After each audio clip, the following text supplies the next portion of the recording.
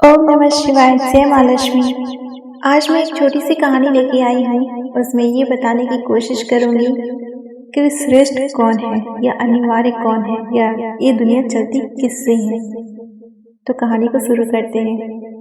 बहुत समय पहले देवताओं की सभा में एक चर्चा उठी, कौन श्रेष्ठ है, लक्ष्मी जी या विष्णु भगवान। देवगण एक मत नहीं हो पाए। कोई कहता धन और समृद्धि के बिना जीवन अपूर्ण है, इसलिए लक्ष्मी श्रेष्ठ है। तो कोई कहता धर्म और पालन करता विष्णु भगवान ही सब कुछ है।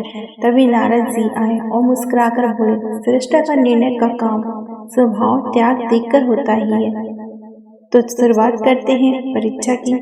नारद जी ने देखा कि लक्ष्मी जी विष्णु जी के पैर दबा रही हैं। देवताओं ने पूछा, माता आप तो समस्त संसार को धन देती हो, फिर विष्णु जी की सेवा क्यों कर रही हो। लक्ष्मी जी ने शांत स्वर में कहा, मैं तो तभी टिकती हूँ जहाँ प्रेम, शांति और धर्म होता है। विष्णु भगवान का आधार होता है, वही तो मेरा अस्तित्व है।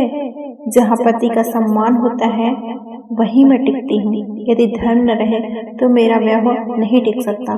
फिर सभी की नजर विष्णु भगवान जी पर गई। विष्णु भगवान जी बोले, जहाँ लक्ष्मी नहीं होती वहाँ मैं नहीं ठहर सकता, क्योंकि लक्ष्मी केवल धन नहीं, सौभाग्य, करुणा, प्रेम और सुख समृद्धि है।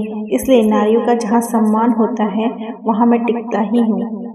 नारद जी समझ गए थे, जिस तरह दीपक में ज्योति और तेल दोनों जरूरी होती है, वैसे जीवन में धर्म और लक्ष्मी दोनों मिलकर ही प्रकाश देते हैं। यानी पति पत्नी दोनों ही प्रेम पूर्वक रहें तो वहाँ लक्ष्मी टिकती ही है।